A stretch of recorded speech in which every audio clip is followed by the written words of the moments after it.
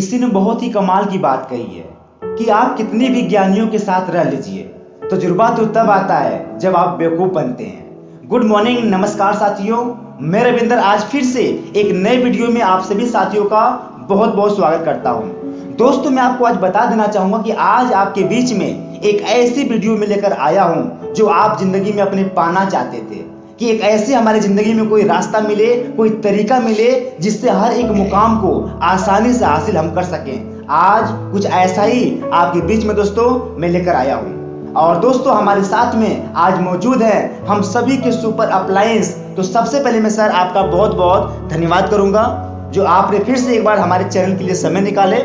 बाकी आप सभी साथियों को बताना चाहूंगा कि जो आज की वीडियो है, आप यकीन मानिए, आप भरोसा करिए कि आज की वीडियो में वो सारे राज आपको बताएंगे जो आपको कामयाबी की तरफ आपको लेकर जाएगा।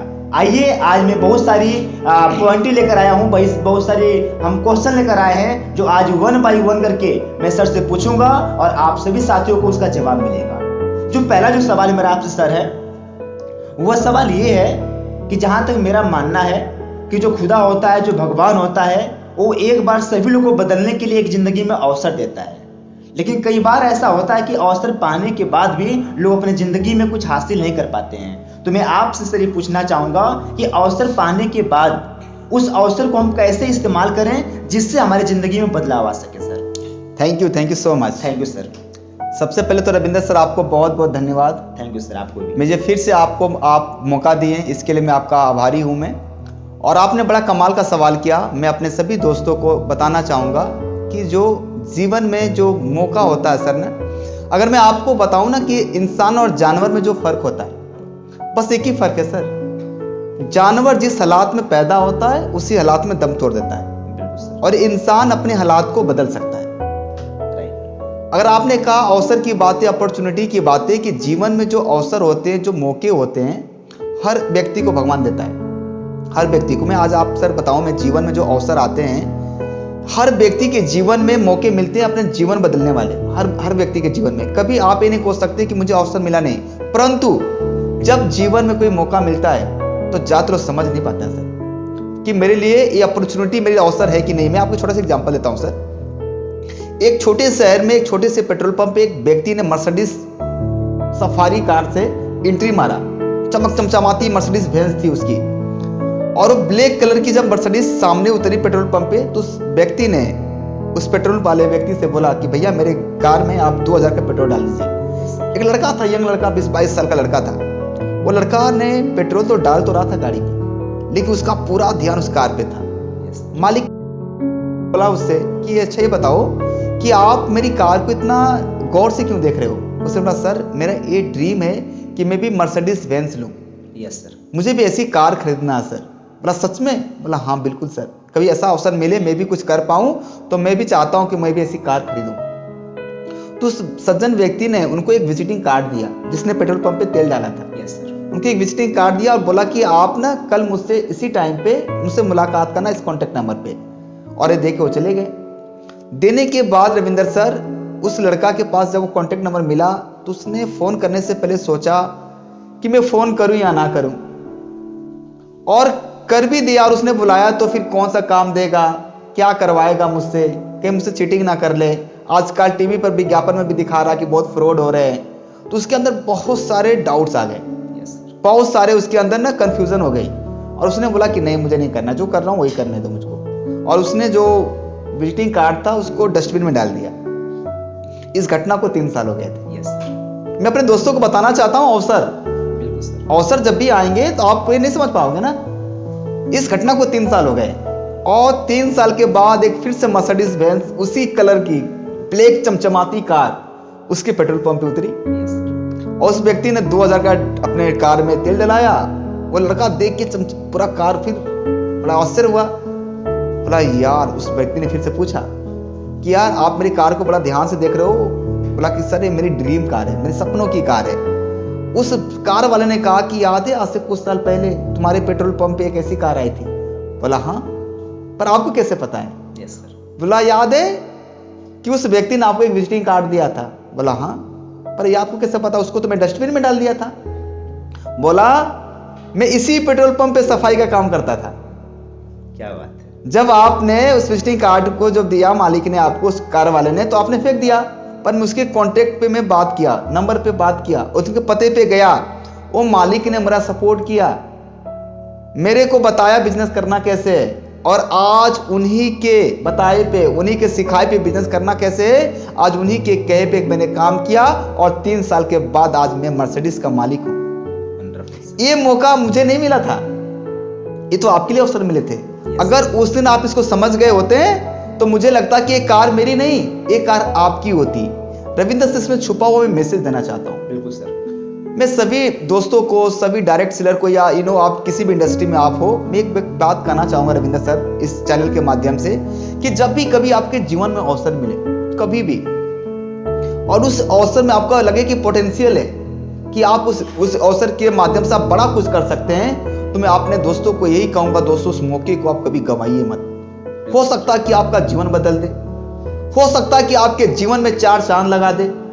तो जब भी जीवन में ऐसा मौका मिले, अवसर मिले, तो मैं अपने दोस्तों को कहूंगा कि ये शायद मेरी वीडियो आपको काम आए, कि जब भी जीवन में आपको अवसर मिले तो उसका फायदा जरूर उठाइएगा, ताकि कल आगे चल के आपको अफसोस ना हो कि यार मुझे भी एक अवसर मिले थे। बिल्कुल सर, वंडरफुल सर, बहुत ही कमाल का आपने दर्शाया, और मुझे उम्मीद भी है कि जो सवाल मैंने किया अभी सर से, उसका जवाब आप सभी साथियों को मिला भी होगा।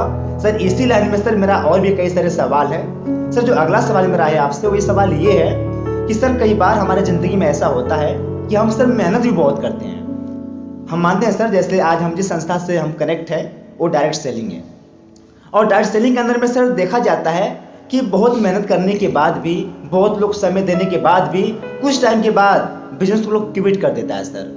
तो ऐसा हमारे ज़िंदगी में जो आ रहा है परेशानियाँ सर, हमने अपने अपलाइन से सीखा भी था कि परेशानियाँ का आना पार्ट ऑफ लाइफ होता है, इससे निकलना आर्ट ऑफ लाइफ होता है। बट परेशानियाँ आने के बाद सर लोग बिखर जाते हैं, लोग टूट जाते हैं। तो सर यहाँ पर आप क्या मैसेज देना चाहेंगे?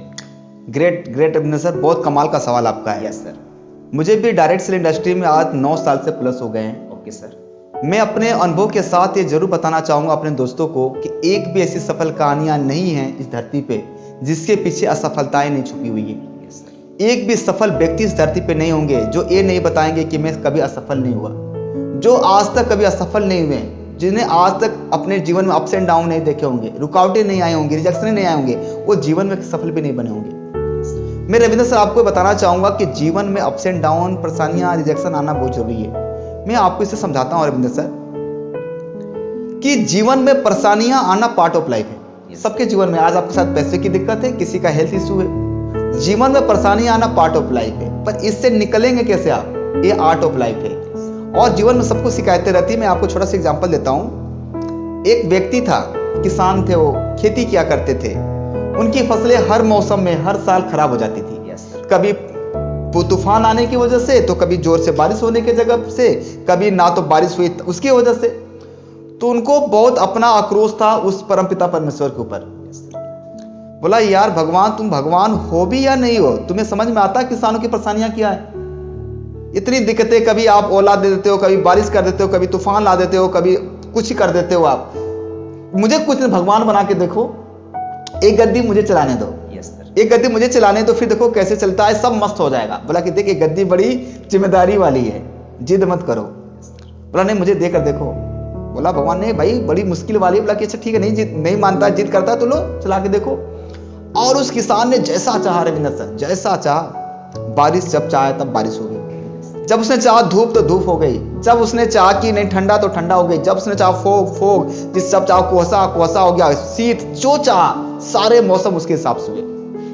समय हुआ फसल को प्रोसेस करने का, उसने प्रोसेस किया। जब प्रोसेस करके जब निकाला तो एक भी गेहूं में एक भी बीज नहीं था, एक भी जिसमें दाना नहीं था। बड़ा दुखी हुआ, भागे गया। बोला कि इसमें तो कुछ नहीं है। उस क्रिएटर ने बताया कि तूने तो इस गेहूं को लड़ने नहीं दिया। जब ये बारिश की बूंदें पड़ती और ये गिरता उठता, हवा से लड़ता, ठंड से लड़ता, तब तो इसके अंदर अनाज आता। तूने तो परेशानियां करने ही नहीं दिया। तो जीवन में जब परेशानियां आती हैं रविंद्र सर, तो इंसान को मजबूत बनाने के लिए आती है। छोटा सा एग्जांपल देता हूं मैं आपको। एक तितली कोकुन से बाहर निकल रही थी, तो हमारे तरफ कोई सज्जन व्यक्ति था, उसको दया आ गई, बड़ा मोह लगा उसको कि यार बड़ी मेहनत कर रही है। तो सोचा कि उसकी मैं मदद कर दूं। उसने उसका अंडा फोड़ के उस तितली को बाहर निकालने लगा और निकालने को तो निकाल दिया, पर जैसे तितली उस कोकून से बाहर आई वो हैंडीकैप हो गई, विकलांग हो गई। वो अपने पैरों पे अब उठ भी नहीं सकती थी। उस तितली ने कहा कि तूने तो मेरी जिंदगी बर्बाद कर दिया, तूने मुझे स्ट्रगल करने नहीं दिया। अगर इसमें लार्वा से निकल के फोड़ के बाहर निकलती तब मैं जाके अपने पंखों से उड़ सकती थी। तूने तो मुझे वो मेहनत करने ही नहीं दिया। मैं सभी दोस्तों को कहना चाहूंगा, डायरेक्ट सेलिंग में जुड़े हुए उन सभी दोस्तों को, कि अगर आपके जीवन में परेशानियां आ रही हैं, दिक्कतें आ रही हैं, इससे कभी मत घबराना दोस्तों। हम तो उन गुरुओं के चेले हैं जो हर कठिनाइयों से खेले हैं। क्या बात। तो आने दीजिए परेशानियों को अपना काम करने दीजिए, हमें अपना काम करने दीजिए। दैट ग्रेट सर, क्या कमाल का आपने एक्सप्लेन किया। और मुझे उम्मीद है कि जो मैं सवाल अभी किया था सर से, उसका जवाब बहुत सटीक आपको मिला होगा।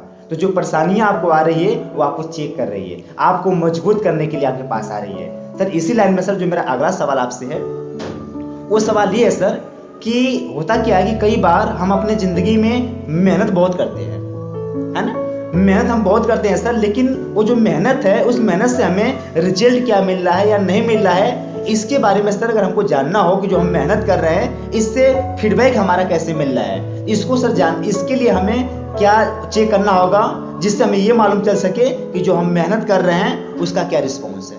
बहुत बढ़िया, ग्रेट। देखिए रविंद्र साहब, होता क्या आज के जीवन में, आज के डेट में उन्हीं को हम समझते हैं कि मेहनत कर रहे हैं जिनके पास रिजल्ट है। Yes sir.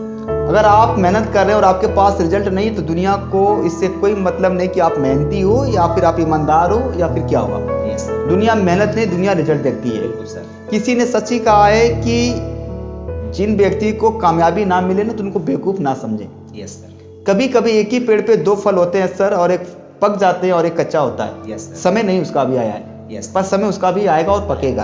पर मैं उन दोस्तों को कहना चाहूंगा जिनको लगता है कि आपकी सफलता अगर कहीं छुपी हुई है, तो मैं एक आपको सर सवाल करता हूं, रविंद्र सर जवाब दीजिएगा। अगर आपको पहाड़ पे चढ़ना है, यस एक पहाड़ है उस पर आपको चढ़ना रहे, तो उस पहाड़ पे चढ़ने के लिए सबसे ज्यादा आवश्यक क्या है? सर हमारे हमें जो कि वहाँ पर जाने के बाद मिलेगा क्या, मतलब फायदा क्या वहाँ पर है जाने के बाद? उस पहाड़ पर अगर आपको चढ़ना है तो पहाड़ पर चढ़ने के लिए क्या क्या सपोर्ट आपको चाहिए ताकि आप चढ़ सकें?